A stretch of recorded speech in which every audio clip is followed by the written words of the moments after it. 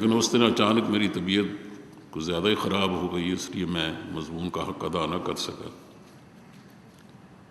تو بس نامکمل سی باتیں کہی ہیں، تو آج میں اس کی تکمیل کی فکر میں ہوں، اللہ کرے کہ ایسا ہو سکے۔ بات یہ ہے کہ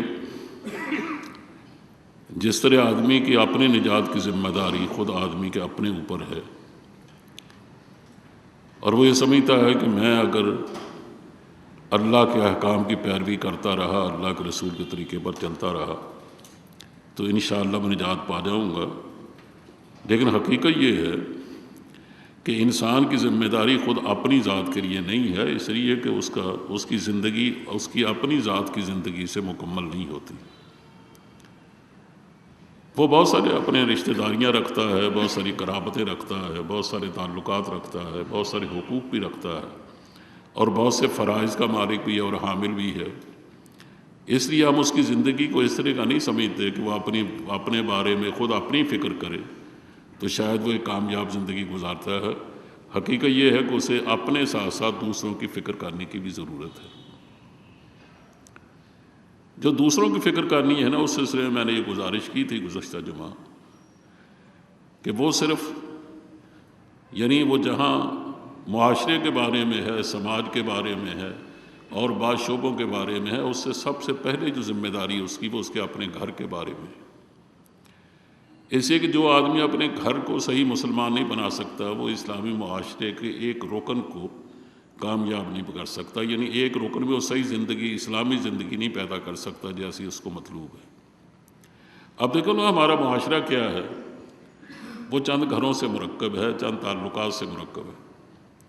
یعنی زید کا بکر سے، بکر کا عمر سے، عمر سے دوسرے تیسرے چوتھے سے جو رشتہ قائم ہوتا ہے، وہ مل کر ایک گھر میں رہتے ہیں، تو اس کا مطلب یہ ہے کہ وہی ایک معاشرہ بنتا ہے آہستہ آہستہ۔ لیکن اگر اس میں سے ہر گھر اپنی ذمہ داریاں پوری نہیں کرتا، اس کا سربراہ اپنی ذمہ داریاں پوری نہیں کرتا، تو نتیجہ اس کا کیا ہوگا کہ پورا معاشرہ بگڑا ہوا معاشرہ بن جائے۔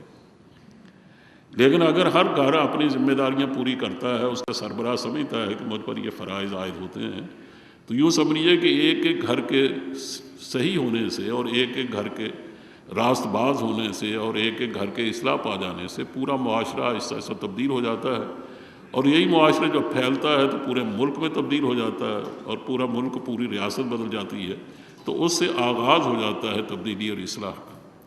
لیکن اگر ایک آدمی اپنی ذات کے علاوہ اپنی دوسری ذمہ داریوں کی فکر نہیں کرتا، تو یوں سمجھ لیجیے کہ وہ اپنی ذات کی حد تک کتنا بھی مخلص کیوں نہ ہو، تو ٹھیک ہے کہ جہاں جہاں وہ کام کرے گا اس کے اثرات بھی پڑیں گے۔ یہ نہیں ہے کہ اس کی نیکی کے اثرات دوسروں تک نہیں پہنچتے، یقیناً پہنچتے ہیں، لیکن وہ ہمہ گیر نہیں ہوتے، اور وہ اس طرح دیر پا نہیں ہوتے، اور اس قدر وہ ثابت قدم نہیں ہوتے کہ اس کے بارے میں یہ کہا جا سکے کہ اس سے کوئی بڑی تبدیلی پیدا ہو سکتی ہے۔ اس لیے اگر ہم کوئی تبدیلی کا آغاز کر سکتے ہیں تو وہ کم از کم اپنی ذات اور اپنی ذات کے علاوہ اپنے گھر سے اس کا ابتدا ہونی چاہیے۔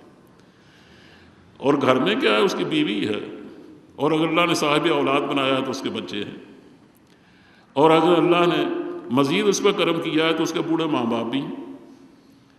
اب اگر بوڑھے ماں باپ کی اس طرح خدمت نہیں کرتا کہ وہ نمونہ بن جائے اس کی اولاد کے لیے، تو اس کا مطلب یہ ہے کہ وہ تو وہ پہلی اینٹ ہی ٹیڑھی رکھ رہا ہے۔ یعنی اس کو سب سے پہلے اس بات کی فکر ہونی چاہیے کہ میرے گھر میں جو میرے والدین بوڑھے پڑے ہیں، اگر میں ان کی اس طرح حقوق ادا نہیں کرتا جیسے اللہ اور اللہ کے رسول کا حکم ہے، تو میرے کل کو جب میں اسی حالت میں پہنچوں گا تو آخر میرے بچے میرے حقوق کیوں ادا کریں گے؟ یعنی اس کو اور کچھ نہیں تو اپنی عاقبت یاد ہونی چاہیے، اپنا بڑھاپا یاد ہونا چاہیے، اپنی قسم پرسی کی زندگی یاد ہونی چاہیے، اور اپنا وہ زمانہ یاد آنا چاہیے جب کہ واقعتاً اپنے آپ جوگا بھی نہیں رہے گا۔ تو پھر اس کے لیے ایک ہی صورت ہے نا کہ وہ اپنے بچوں کے سامنے اپنی یعنی ان ذمہ داریوں کی ادائیگی کی فکر کرے کہ جو اس کے لیے نمونہ بن سکتی ہوں۔ اگر وہ آج اپنی ماں کی خدمت کرے گا، اپنے باپ کی خدمت کرے گا، تو کل کو ان دونوں کی خدمت اس کے بعد ان کے بچے کریں گے، اور اگر یہ ان کی فکر نہیں کرے گا تو کل کو جب بڑا ہو کر یہ اور بوڑھا ہو کر یہ تقاضا کرے گا کہ اپنے بچوں سے، تو بچے صاف کہہ سکتے ہیں، اور آج کے دور میں تو کہنا کوئی بڑی بات نہیں ہے، وہ صاحب کہہ دیں گے کہ جب آپ پر یہ ذمہ داری عائد ہوتی تھی تو آپ نے ذمہ داری کو کہاں تک ادا کیا تھا۔ اور ہماری تعلیم نے ظاہر ان ذمہ داری کو فراغت کی ایک سند دے دی ہے، اور ہم صرف اپنی ذات کی حد تک جواب دہ سمجھتے اپنے آپ کو، بلکہ اس کا بھی جواب دہ نہیں سمجھتے۔ جو تعلیم نے جو کچھ گل کھلائے ہیں اس کا نتیجہ تو عجیب و غریب ہے کہ مغربی دنیا میں چلے جائیے اور یہاں بھی اس کے اثرات پیدا ہونے شروع ہو گئے کہ اولڈ ہوم کے بارے میں پہلے ہم وہاں کے بارے میں سنتے تھے، اب یہاں بھی سب کچھ ہو رہا ہے۔ یعنی انہی ناموں سے یا ان سے مختلف ناموں کے ایسے ایسے ہوم بنائے جا رہے ہیں کہ بڑھاپے میں جب آدمی پہنچتا ہے، اس کا ماں باپ پہنچتا ہے، تو وہ آرام سے وہاں جا کر ان کو شامل کو داخل کرا آتے ہیں۔ جیسے بچہ بگڑا ہوا ہو تو اس کو کسی ہاسٹل میں داخل کرا دیا جاتا ہے، اور پھر اس کی فیس تو ادا کرتے رہتے ہیں، یہ ٹھیک ہے اس کے ٹیکسز بھی ادا کرتے ہیں، وہ ساری ضرورتیں پوری ہوتی ہیں ان کی، لیکن صرف ماں باپ کی یہی ضرورتیں تو نہیں ہوتی نا، ماں باپ کی تو اور ضرورتیں بھی ہیں۔ یعنی ماں باپ کی، میں پتہ نہیں کہاں کہہ چکا ہوں یہ بات، یا شاید یہیں کہی ہے کہ ماں باپ کی سب سے بڑی ضرورت یہ ہے کہ بیٹا شام کو جب گھر لوٹ کے آئے تو ان کو کوئی وقت دے، ان کے پاس بیٹھے، ان کا حال چال پوچھے اور ان کے غموں کی فکر کرے۔ اور اگر یہ اس کو وقت نہیں دیتا ہے نا، تو صرف اس کے کھانے پینے اور دوائیوں کی حد تک ایک نرس رکھ دیتا ہے، چلیے ایک مالدار آدمی ہے تو نرس رکھ دیتا ہے، وہ اس کی دیکھ بھال سارا دن بھی کرتے رہتے ہیں ماں باپ، تو ظاہر ہے کہ ان کے حقوق ادا نہیں ہوتے۔ وہ ہمیں اس لیے نبی کریم صلی اللہ علیہ وسلم کی یہ جو ارشاد ہے نا بڑی معنویت رکھتا ہے کہ حضور نے فرمایا کہ بوڑھے ماں باپ کی اللہ کی رضا کے لیے دل جوئی کرنا اور ان کی زیارت کرنا، جا کر ان کا دیکھنا، وہ اتنا ہی ثواب رکھتا ہے اتنا عمرہ کرنے کا ثواب۔ یعنی ایک عمرے سے بڑھ کر ثواب ہے اس بات کا کہ آپ بوڑھے باپ کو یا بوڑھی ماں کو جا کر محبت سے دیکھیں تو اللہ کے یہاں اللہ اتنا خوش ہوتا ہے جتنا وہ خوش ہوتا ہے کسی کے عمرہ کرنے سے۔ تو اس سے آپ اندازہ کر سکتے ہیں یہ ایک بڑی ضرورت ہے انسان کی۔ مجھے میرے ایک بزرگ ہی لگتے تھے خاندان میں، اب تو اللہ کو پیارے ہو گئے، زیادہ تر وہ انگلینڈ میں رہے اور وہیں ان کا انتقال بھی ہوا، اگر دفن تو گاؤں میں جا کے لا کے ان کو کیا گیا۔ تو کہنے لگے کہ تو مجھے خیال آیا کہ ان کے جو یہ ہوم اس طرح کے بنے ہوئے ہیں جس میں بوڑھے ماں باپ یہ عام طور پر وہیں رکھتے ہیں، کیونکہ ان کی مصروفیات اس طرح کی ہیں کہ ان کا خیال نہیں کر سکتے۔ تو کہا میں نے ایک دن گاڑی کا رخ ادھر موڑ لیا، تو میں نے جب پارک کی نا اپنی گاڑی، تو وہ اندر سے جو بوڑھے ماں باپ لیکن چل پھر سکتے تھے وہ دیکھ کے مجھے دوڑے نہایت خوشی سے۔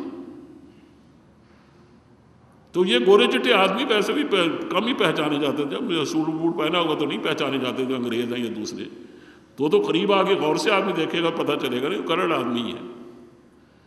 تو کہا انہوں نے مجھے قریب آ کر نا ان میں سے جو بھی پہلے پہنچا انہوں نے مجھ سے یہ بات ضرور پوچھی کہ تم کون ہو اور کہاں سے آئے اور کیوں آئے ہوتے گئے، خاص طور کیوں پہ بڑا زور تھا۔ تو کہا جب میں ان سے یہ کہتا نا کہ میں آپ سے ملنے کے لیے آیا ہوں تو یقین جانو ان کو یقین نہیں آتا تھا کہ ہم سے ملنے آئے۔ وہ کہنے گا ہمارا بیٹا وہ تو ہم سے کوئی ملنے نہیں آیا، ہماری بیٹیاں ہیں وہ کبھی ہم سے ملنے نہیں آئی۔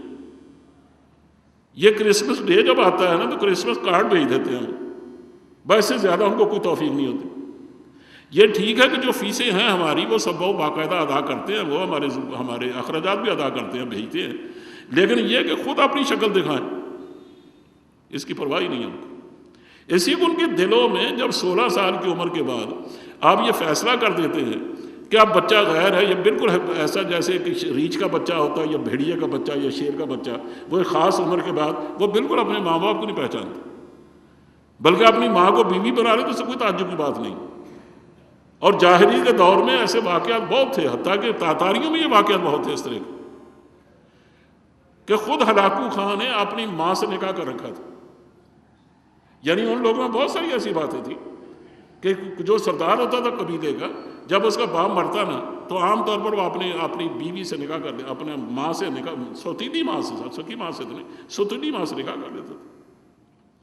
تو ان کی یہاں بھی یہ حیوانوں میں جو بیماریاں ہیں، یعنی ان کے یہاں تو خیر اس کی ضرورت ہی نہیں ہے، ایسی کوئی تہذیبی ضرورتیں اور تمدنی کی ضرورتیں تو ان کے یہاں نہیں ہیں۔ یہ تہذیبی اور تمدنی ضرورتیں ہماری ہیں، اس لیے ہمیں دیر تک تعلق رہتا ہے اپنے ماں باپ سے، لیکن مغرب نے اس تعلق کو 16 سال کی عمر کے بعد ختم کر کے رکھ دیا۔ اب 16 سال کی عمر کے بعد اگر بچہ بچی اپنے ماں باپ کے پاس رہتے ہیں تو وہ کرایہ دار بن کے رہتے ہیں، کرایہ ادا کرتے ہیں، اور وہ اگر ان کے پاس جاتے ہیں تو وہ بھی یوں سمجھیے کہ مہمانوں کی طرح جاتے ہیں، 1 2 دن 3 دن رہے اس کے بعد اپنے گھر واپس۔ یہ نہیں ہے کہ جیسے ہم سمجھتے ہیں کہ یہ ماں باپ ہماری ذمہ داری ہیں، اس طرح کی بات نہیں ہے۔ تو خیر کہنا یہ تھا کہ سب سے پہلی بات تو یہ ہے کہ جو بوڑھے ماں باپ گھر میں ہیں، اگر ان کی دیکھ بھال نہیں کی جائے گی اور اس طرح نہیں کی جائے گی جیسے اسلام کہتا ہے تو آپ نمونہ نہیں بنیں گے اپنی اولاد کے لیے. تو کل کو بڑھاپے میں آپ کو یہ ایک ایک بات یاد آئے گی کہ میں نے واقعتاً اپنے ماں باپ سے یہ کوتاہیاں کی تھی تو آج وہ ساری باتیں میرے سامنے ہیں. دوسرا یہ ہے کہ آپ کی جو بیوی ہے اپنی وہ صنف نازک ہے، یعنی کمزور ایک فریق ہے. اگر جو آپ یعنی آپ دو فریق ہیں گھر کے، ان میں سے بہترین فریق رفیقہ حیات جس کو کہتے ہیں تو وہ ظاہر وہی ہے، لیکن وہ کمزور رفیق ہے. اگر اس میں شرافت بھی ہے تو اس نے اور اس کو کمزور کر دیا. اب اگر آپ اس کے حقوق ادا نہیں کرتے تو آپ اس کو اندازہ کیجئے کہ کل کو آپ کے اپنے ماں باپ، وہ تو ظاہر ہے کہ اپنی ماں سے محبت نہیں چھوڑ سکتے نا، جو ہمارے مشرق میں تو ماں کی محبت ایک مسلم بات ہے، تو وہ آپ کے ساتھ کیا سلوک کریں؟ آپ اگر ان کے سامنے اپنی بیوی کو ماریں گے تو گویا اپنی بیوی کو نہیں ان کی ماں کو مار رہے ہیں، تو وہ آپ کے ساتھ کیا کریں؟ اور اگر آپ اس کو ایذا پہنچائیں گے یا اس کے ساتھ خیانت کریں گے، یعنی اس کی موجودگی میں دوسری جگہ جا کر منہ کالا کرتے پھریں گے، تو آپ کے بچے کل کو آپ کے بارے میں کیا تصور رکھیں گے؟ اور وہ کس یعنی آپ جب ان سے پوچھیں گے تم اتنی دیر سے کیوں آئے ہو؟ ان کا جناب میں بھی اسی طرح دیر سے آتا ہوں جیسے آپ دیر سے آتے تھے. آپ نے کس کو جواب دیا تھا؟ تو مجھ سے آپ کو کیوں پوچھتے ہیں؟ اس کا مطلب جو اپنی بیوی سے حسن سلوک نہیں کرتا وہ اپنے بچوں سے حسن سلوک کا تقاضا نہیں کر سکتا. اس طرح اس کے بچے ہیں. اب اگر بچوں پر وہ پوری طرح شفقت نہیں رکھتا تو وہ ظاہر ان سے ادب و احترام کا تقاضا کرنے کا کوئی حق نہیں رکھتا. یعنی باپ شفیق ہو اور بیٹے اس کے واقعی خدام کی طرح ہوں تو وہ گھر تو ایک جنت کا نمونہ ہے. یعنی اس میں اس کو کوئی بیماری لاحق ہوتی ہے، ساری اولاد اکٹھی ہو جاتی. اور بیٹا اگر فرض کرے کسی بیماری مبتلا ہوتا ہے، کسی تکلیف میں مبتلا ہوتا ہے تو ماں باپ رات سو نہیں سکتے. یہ ہمارے یہاں مشرقی تہذیب ہے اور اس میں کوئی مذہب کا بھی فرق کمی ہے.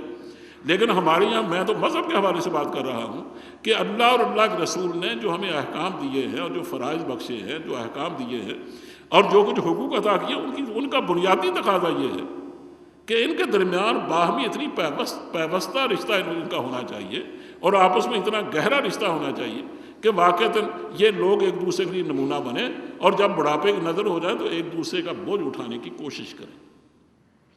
یہ دیکھیں نا آج کتنی بڑی عجیب بات ہے کہ کسی کے اگر فرض کریں 12 بچے بھی ہیں نا تو ماں باپ کبھی نہیں کہتے کہ اتنے 12 بچے ان کا بوجھ کون اٹھائے، میں ان کا گلا گھونٹ ڈالوں، ان کو مار دوں. لیکن میاں بیوی بیٹھ کر خاندانی منصوبہ بندی کے منصوبے سوچتے ہیں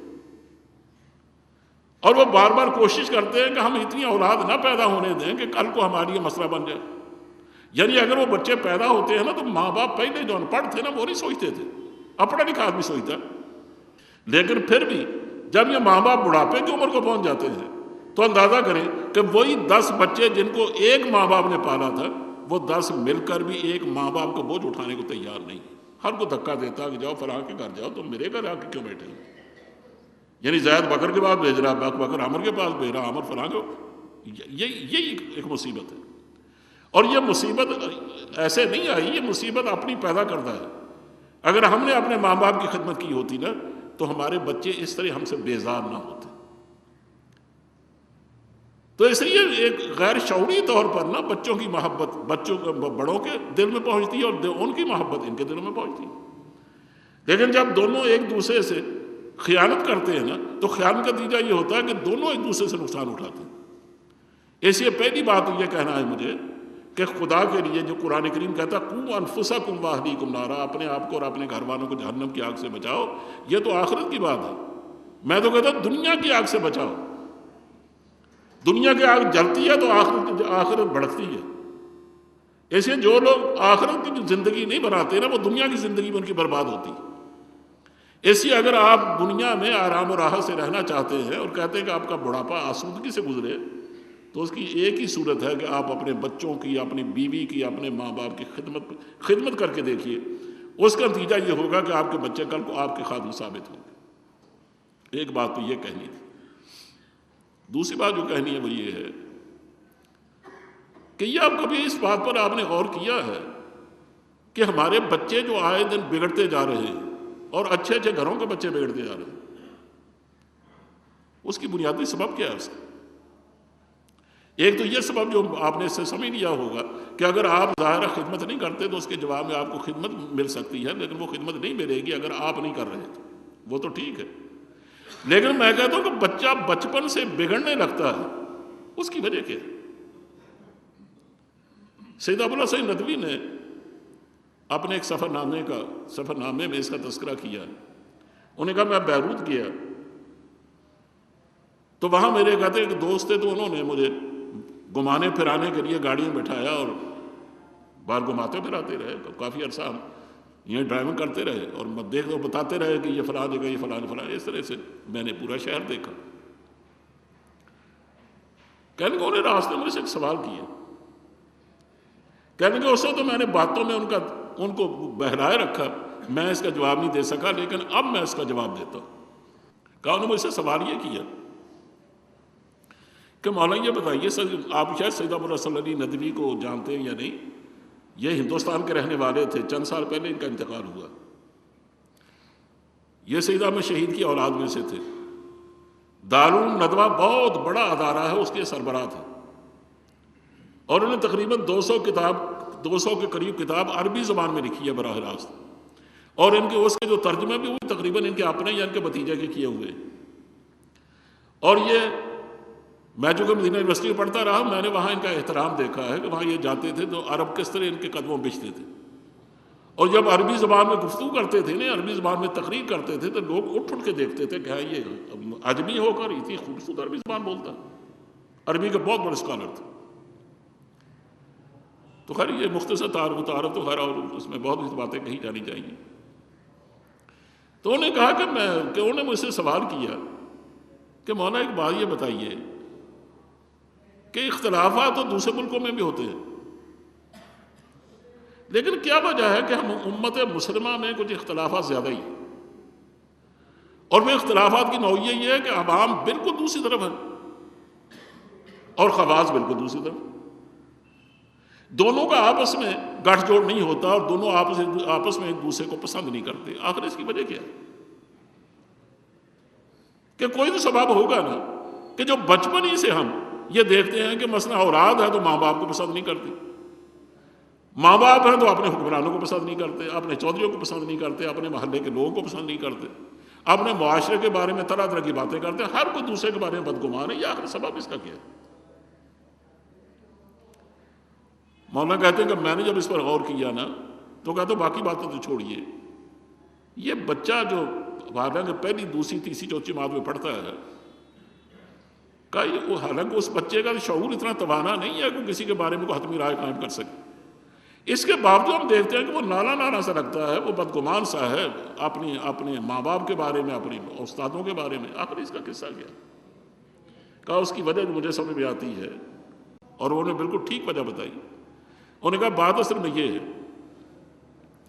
کہ اس کا باپ اگر نمازی ہے نا تو صبح وہ گھر سے نکلتا ہے سر پہ ٹوپی پہن کر، شریفانہ لباس پہن کر، ہاتھ میں تسبیح لے کر جاتا ہے مسجد میں، اور وہاں سے جو فجر کی نماز پڑھ کے واپس لوٹتا ہے اور آ کر پھر قرآن پاک پڑھتا ہے اور پھر تیاری کرتا ہے اپنے دفتر جانے کی۔ اور اس کی بیوی بھی اگر بالکل اسی طرح کی ہے تو وہ بھی صبح اٹھ کر اپنا دوپٹہ ٹھیک کرتی ہے اور بالکل اپنا لباس درست کر کے اللہ کے سامنے کھڑی ہو جاتی ہے، اور نماز پڑھنے کے بعد پھر وہ قرآن پاک پڑھتی ہے۔ اس کے ناخن پورے کٹے ہوئے، کپڑا ہے تو پورا دھلا ہوا بھی ہے اور سلجھا ہوا بھی، یعنی وہ اس طرح کا معلوم نہیں ہوتا کہ اس کو ابھی کہیں جانا ہے یا ابھی کہیں سے آئی ہے، اور یا الجھا اس کا لباس، اس طرح کی باتیں نہیں۔ کہا جب وہ اپنے گھر کی زندگی دیکھتا ہے کہ اس کی ماں ہے تو بالکل اس کے ناخن بھی ٹھیک، اس کے بال بھی ٹھیک، وہ ڈھکی ہوئی، بالکل بھڑکا ہوا اس کا جسم، اور وہ نماز کی پابند، قرآن پاک کی پڑھنے کی خوگر، اور اس کا باپ ہے تو وہ بھی ظاہر ہے کہ نیکی کی طرف آئے۔ لیکن جب وہ سکول جاتا ہے تو سب سے پہلے دیکھتا ہے کہ جو اسی مسیں ہیں جو اس کو پڑھاتی ہیں، ان کے ماشاءاللہ ہونٹوں پہ اتنی تہ جمی ہوئی ہے سرخی کی کہ یوں لگتا ہے جیسے ابھی یہ کسی کا خون پی کے آئی۔ وہ حیران ہوتا ہے، یا اللہ یہ شکل میں نے گھر میں تو نہیں دیکھی، یہ کہاں سے آ گئی؟ اب جب ان کا ناخن دیکھتا ہے تو ناخن اتنے بڑے ہوئے یوں لگتا ہے یہ کسی کسی بھیڑیے کی اولاد ہے، اور یہ ابھی شاید آنکھیں نکال لے گی کسی نہ کسی. آپ ممکن ہے اس کو مذاق سمجھتے ہو، لیکن میں یہ دنوں پنجاب یونیورسٹی میں تھا تو میرا تیسرا بیٹا، تو آج کل تو خیر وہ بڑا موت پر سا آدمی بنا ہوا ہے، وہ سکول میں پرائمری میں پڑھتا تھا. ایک دن وہ روتا ہوا گھر آیا اور اس کے واضح طور پر زخم نظر آ رہا تھا اس کی آنکھ میں. وہاں سے انہیں ڈاکٹر کے پاس بھیجا، ڈاکٹر نے پٹی کر کے بھیجا، پٹی جب کھولی تو زخم نظر میں نے دیکھا خود اپنی آنکھوں سے. ڈاکٹر خیرات ابن رسا وہ وائس چانسلر ہوتے تھے، میں ان سے جا کر اگلے دن ملا. میں نے کہا ڈاکٹر صاحب یہ مجھے پتہ چلا ہے کہ آپ نے جو وہاں بسیں رکھی ہوئی ہیں پرائمری اسکول میں، پرائمری اسکول تھا یونیورسٹی کا اپنا، بلکہ مڈل اسکول تھا، کہ اس میں میرا بچہ پڑھتا ہے. ظاہر یونیورسٹی کے ملازمین کو بچے وہی پڑھتے ہیں زیادہ تر، تو اس نے اپنا ناخن مار کر اس کی آنکھ زخمی کر دی. تو یہ آپ نے کیا رکھا ہوا ہے؟ انہوں نے کہا کہ ہاں. انہوں نے خیر وہاں ٹیلی فون کیا تو مجھ سے بڑی معذرت کرتے رہے، لیکن یعنی یہ امر واقعہ ہے، یعنی اس سے میں خود گزر چکا ہوں کہ بڑی مشکل سے اس کی آنکھ ٹھیک ہوئی. اور اس کی آنکھ زخمی کس نے کی؟ وہ جو آنکھوں پر بلکہ ہر زخم پر پھاہا رکھنے کے لیے وہاں رکھی گئی. یعنی جو سراپا شفقت ہے نا، جو استاد کے بارے میں یہی سمجھا جاتا نا کہ وہ ایک باپ ہوتا ہے، اور اگر وہ اس کی استاد اس کی میس ہے تو اس کی ماں کی طرح ہے. اب اگر وہ لمبے لمبے ناخن بڑھائے گی، اس سے اس کے اندر ایک تصور پیدا ہوتا ہے بچے کے، کہ معلوم ہوتا ہے کہ یہ گھر کی زندگی اور ہے اور سکول کی زندگی اور. کہ گھر میں مجھے سکھایا جا رہا ہے نا وہ تو گھر کی زندگی ہے نا، لیکن مجھے صرف گھر کی زندگی لے کر تو آگے نہیں جانا، مجھے تو آگے آخر سکول کی زندگی لے کے بھی جانا ہے. تو وہ بالکل اور طرح کی ایسی اس کے اندر نا باہمی کنٹراڈکشن اور ایک تضاد اور اس کی کیفیت یہ اس کے اندر جنم ہونے لینا شروع کرتی ہے کہ میں کس ماحول میں پھنس گیا ہوں، کہ اس کے کسی حصے میں کچھ اور ہے، کسی حصے میں کچھ اور. اور رات کو پھر وہ بدنصیبی سے ٹی وی کھولتا ہے. جب ٹی وی کھولتا ہے نا تو ٹی وی کے پروگراموں میں اگر وہ ڈرامہ دیکھتا ہے، اور وہ بھی آج کل کے چینل میں، تو اندازہ کریں کہ اس میں بالکل اس کو وہ زندگی نظر آتی ہے جو نہ اس نے گھر میں دیکھی ہے نہ اس میں سکول میں دیکھی ہے. وہ بالکل ایک مصنوعی زندگی. یعنی ان کو گھر دکھایا جاتا ہے ڈرامے میں تو وہ بالکل وہ گھر نہیں ہوتا جیسے اس نے گھر اپنے اور اپنے عزیزوں کے دیکھے. اس میں جو تعلقات ان کے بنتے سنورتے بگڑتے دکھائے گئے ہیں تو وہ ان چیزوں سے واقف ہی نہیں ہے بیچارہ، لیکن وہ ڈراموں کی شکل میں وہ دیکھ رہا ہے اپنے گھر میں. وہ کہتے ہیں یار نہیں یہ کیسی زندگی ہے. مجھے یاد پڑتا ہے کہ میں ایک دفعہ یہ جو دل کے امراض کا ہسپتال ہے یا سروس ہسپتال کے ساتھ کیا نام ہے اس کا، کیا کارڈیالوجی، اس کے ڈاکٹر شہریار ہوتے تھے اس کے سربراہ. مجھے یاد پڑتا اس زمانے میں، یہ کئی سال پہلے کی بات. تو انہوں نے ظاہر ہے کہ وہاں کچھ گفتگو کرنے کے لیے بلایا تھا. 2-3 دفعہ ان کے زمانے میں گیا ہوں، تو شاید پہلی دفعے کی بات ہے. تو مجھے انہوں نے اپنے دفتر میں بٹھا رکھا تو مجھے کہنے لگے کہ ڈاکٹر صاحب آپ سے ایک بات کرنی ہے. میں نے کہا فرمائیں. کہنے لگے کہ ہم اپنے ماں باپ سے بہت جھجکتے تھے، اپنے باپ کے سامنے تو بات کرنے کی ضرورت نہیں ہوتی تھی. اور ٹی وی دیکھنا، ٹی وی کا تو آ چکا تھا، لیکن ٹی وی دیکھنا ماں باپ کے سامنے ہمارے لیے ممکن نہیں تھا. اور ڈرامے کا تو لفظ ہی نہیں بولتے تھے ہم ان کے سامنے. کہہ لیا آہستہ آہستہ تبدیلیاں ہی کروں گے. اب جو ہمارے بچے ہیں جب سے بڑے ہوئے ہیں وہ پٹاخ ہمیں جواب دیتے ہیں. یعنی وہ کسی بات میں لحاظ نہیں کرتے، کوئی بات ہوتی ہے تو طلاق سے جواب دیتے. کہتے یہ تبدیلی کیوں آئی ہے آخر؟ کہ ہم اپنے ماں باپ کے سامنے ہمیں سکھایا نہیں گیا تھا، لیکن خود بخود ہمارے شعور میں یہ بات اترتی چلی گئی کہ ماں باپ تو ادب کی جگہ ہے، ان کے سامنے نہیں بولنا، اور جو بات کہیں ان کی نقل کرنی ہے، یہ نہیں اپنی بات میں ٹھونسنی ہے ان پر. کہ یہ آج جو نئی تبدیلی آ رہی ہے میں گھر میں بیٹھ کے سوچتا رہتا ہوں، اور میں نے کئی دنوں سے سوچا تھا کہ ڈاکٹر صاحب آئیں گے تو میں ان سے پوچھوں گا. میں نے کہا ڈاکٹر صاحب آپ ایک بات بتائیں کہ ٹی وی ڈرامہ جب آتا ہے تو آپ اکٹھے بیٹھ کر دیکھتے ہیں اسے؟ آپ بھی دیکھتے ہیں، آپ کی اہلیہ محترمہ بھی ہوتی ہیں، آپ کے بچے بھی ہوتے ہیں. کہنے کہ ہاں دیکھتے تو اکٹھے ہی. میں نے اس میں کوئی لطیفہ آتا ہے تو آپ اکٹھے تالیاں پیٹتے ہیں؟ کہنے ہاں اکٹھے ہی پیٹتے ہیں۔ میں نے کہا اس کے بارے میں، اس کے حسن و قبح کے بارے میں کیا اکٹھے ہی آپ تبصرے کرتے ہیں؟ کہنے ہاں اکٹھے ہی تبصرے کرتے ہیں۔ میں نے کہا جب یہ ساری باتیں اکٹھے ہوتی ہیں تو پھر جھجک کس بات کی؟ پھر آپ کیوں تقاضا کرتے ہیں؟ یعنی آپ نے ایک ایسی زندگی گھر میں بنا رکھی ہے جس میں جھجک نام کی نہیں ہے، نام کی کوئی چیز ہی نہیں ہے۔ یعنی آپ کا بیٹا بالکل آپ نے اس کو اٹھا کر نا اپنی کرسی پر، آپ کے سامنے کی کرسی پر اس کو بٹھا دیا، اور آپ یہ توقع رکھتے ہیں کہ جو چاہے سو کہے مجھ سے۔ حالانکہ یہ بات طے ہوتی ہے کہ ماں باپ میں اگر کوئی خوبیاں ہیں نا تو وہ ظاہر ہے وہ نمونہ ہوتی ہیں اپنی اولاد کے لیے۔ اولاد کبھی بھی اس پر رائے زنی نہیں کرتی، اور یہ ہمارے یہاں پر وہی پرانی باتیں ہوگی، آپ کہہ لیجئے کہ آپ پرانے لوگ ہیں اس طرح کی باتیں کرتے ہیں کہ خطائے بزرگاں گرفتن خطاست، یہ ایک ایسا جملہ تھا جس کو کبھی سعدی نے بولا تھا لیکن لوگوں میں ایک ضرب المثل بن گیا کہ بڑوں کی غلطیاں چھوٹے لوگ پکڑا نہیں کرتے۔ وہ بڑے ادب سے سوال تو کر سکتے ہیں لیکن یہ کہ وہ لوگوں کی غلطیاں پکڑتے پھر بڑے لوگ یہ ماں باپ کی غلطیاں نہیں پکڑتے۔ میں نے کہا جب آپ نے ان کے سامنے سب کے کھل کے ان کو برابر لا کے بٹھا دیا تو اب آپ ان سے اس بات کا توقع کیوں رکھتے ہیں کہ وہ آپ سے جھجک کے بات کریں؟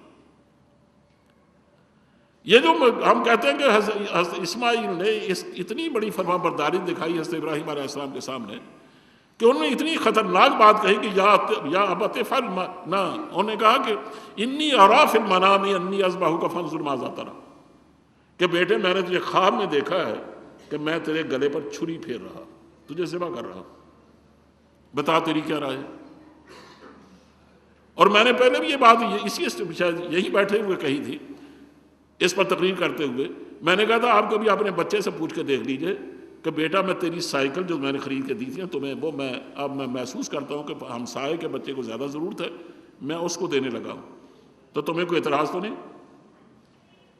تو پھر سن لیجیے، پھر پوچھ لیجیے، یعنی پھر تجربہ کر کے دیکھ لیجیے کہ اس کو اعتراض ہے ہوتا ہے یا نہیں ہوتا، وہ آپ کو اجازت دیتا ہے۔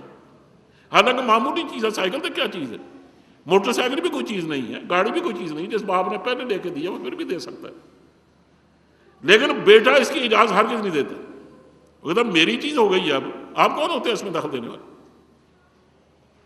لیکن باپ اتنی بڑی بات پوچھ رہا ہے، کوئی معمولی بات نہیں کہ میں تیری زندگی کاٹ رہا ہوں، تیری زندگی تو تجھے میں ذبح کر رہا ہوں، اور وہ بھی خواب میں۔ اور بیٹے نے پلٹ کے یہ بالکل نہیں پوچھا کہ ابا جان خواب کا کیا اعتبار، خواب میں تو آدمی کچھ سے کوئی دیکھتا ہے نا، اس کی تعبیر کچھ اور نکلتی ہے، اس لیے آپ کیوں اس پر یہ بات مجھ سے آپ کیوں پوچھ رہے ہیں؟ آپ اس کو کسی کو پوچھئے کہ اس کی تعبیر کیا ہو سکتی، اس لیے کہ واقعہ ہم نے دیکھا ہے، یوسف علیہ السلام کے زمانے میں دیکھ لیجئے کہ بادشاہ نے کیا دیکھا تو اس کی تعبیر کیا نکلی۔ مجھے یاد پڑتا مولانا ادریس قادری ہمارے استاد تھے جامعہ اشرفیہ میں، ان سے میں نے بخاری پڑھی ہے، تو وہ دن فرمانے لگے کہ غالباً بھوپال میں ایک قاضی صاحب ہوتے تھے، بہت اللہ والے اور فن تعبیر کے بہت ماہر تھے۔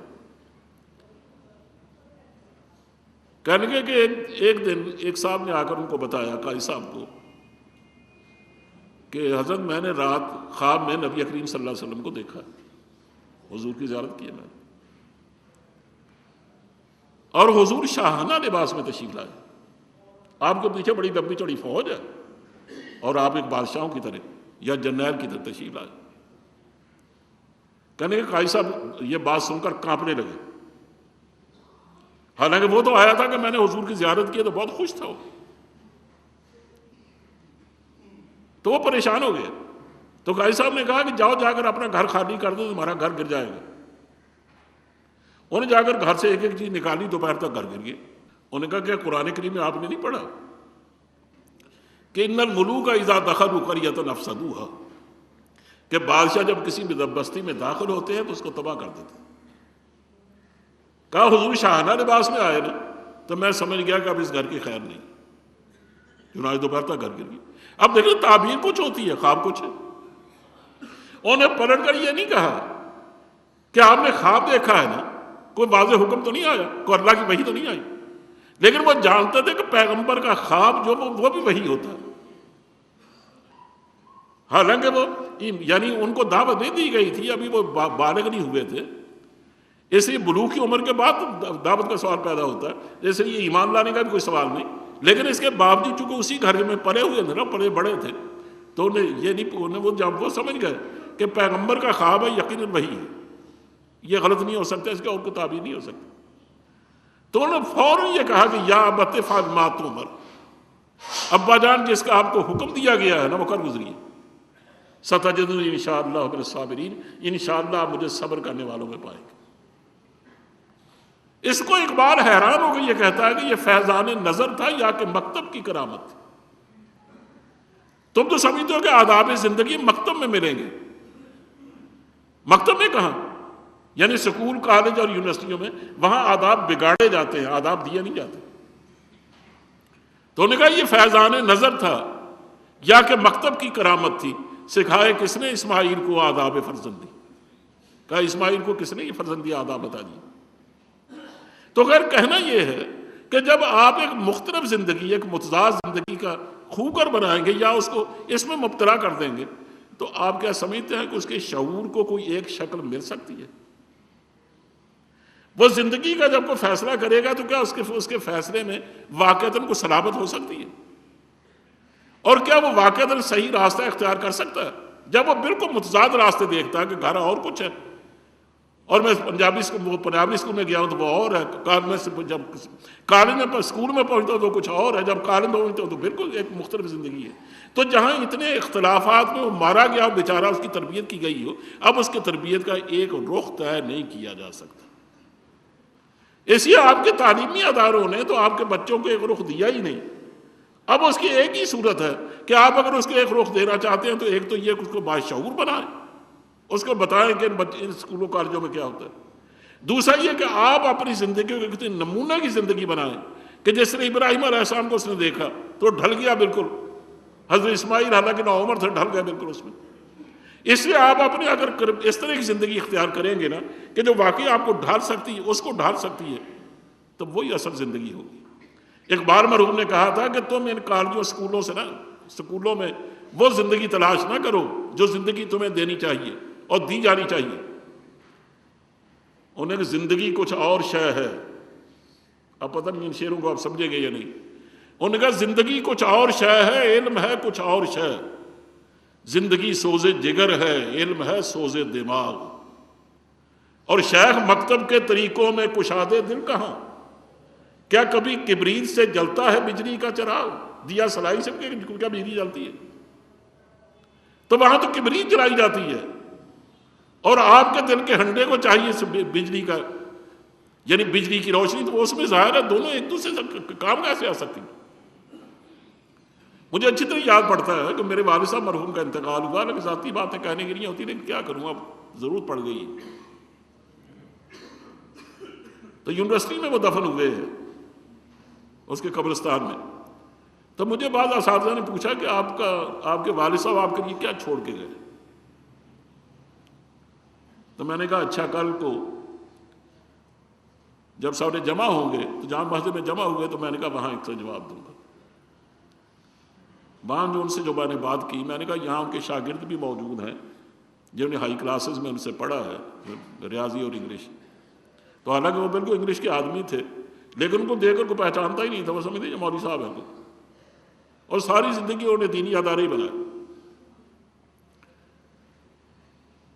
تو میں نے ان کو ایک واقعہ سنایا، میں نے کہا پہلی بات تو یہ ہے کہ وہ ہمارے لیے کچھ بھی چھوڑ کے نہیں گئے، یعنی ان کے جیب میں جو ایک دن پہلے ان کی پینشن پہنچی تھی نا، وہ پینشن کے سوا کچھ نہیں تھا، اور جو کچھ انہوں نے بنایا تھا وہ پہلے ہمیں تقسیم کر چکے تھے۔ بنایا کیا تھا؟ ایک دے کے مکان، وہ پہلے تقسیم کر چکے تھے۔ اس لیے وہ علامہ اقبال کی فکر کے آدمی تھے کہ جیسے ان کے والد صاحب نے ان کو وصیت کی تھی بیٹا تیرے نام کوئی غیر منقولہ جائیداد نہیں ہونی چاہیے، تو والد صاحب نے بھی فرمایا تھا ایک موقع پر کہ میرے والد صاحب نے مجھے وصیت کی تھی کہ تم بڑے ہو سب سے، تیرے نام کوئی غیر منقولہ جائیداد نہیں ہونی چاہیے، اس لیے میں نے ایک یہ گھر بنایا تھا گوجرے یہاں اچھرے میں، تو میں نے اس کو بیچ کر تمہیں پیسے تقسیم کر دیے بس، اور میرے پاس ہے ہی کچھ۔ میں نے کہا جس بات میں میں فخر کرتا ہوں وہ ایک معمولی سی بات ہے، شاید آپ کی نظر میں تو کچھ بات ایسی نہیں ہوگی، وہ میں نے واقعہ سنا، آپ کو بھی سناتا ہوں۔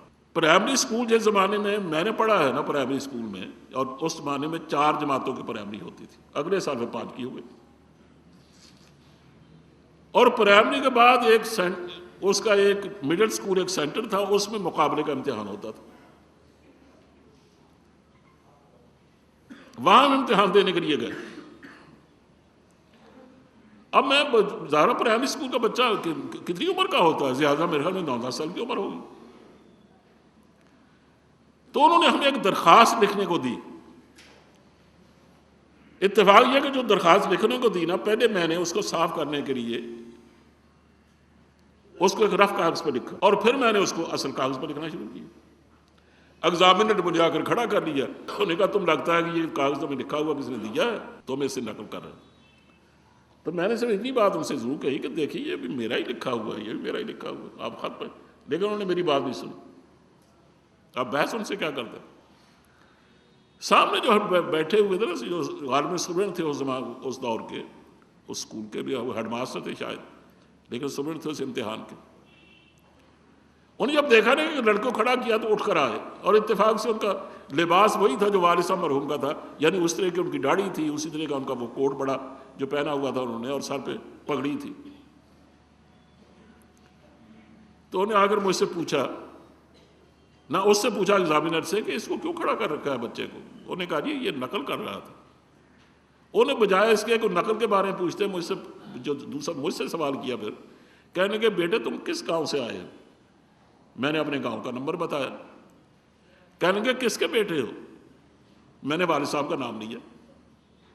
تو بڑے غصے سے اس کی طرف دیکھنے لگے، ایگزامینر کی طرف، کہنے کہ تم نے سنا نام، اور یہ بھی تم نے سنا ہوگا کہ یہ وہ شخص ہے جسے زندگی بھر جھوٹ نہیں بولا، تو کیا اس کا بچہ جھوٹ بولے گا؟ یہ نقل نہیں کر سکتا، چھوڑ دو اسے۔ میں نے کہا یہ وہ بات ہے جس کے لیے میں فخر کرتا ہوں اپنے باپ پر، اور یہ بات کیا تھی کہ ان سے میں نے سچ بولنا سیکھا۔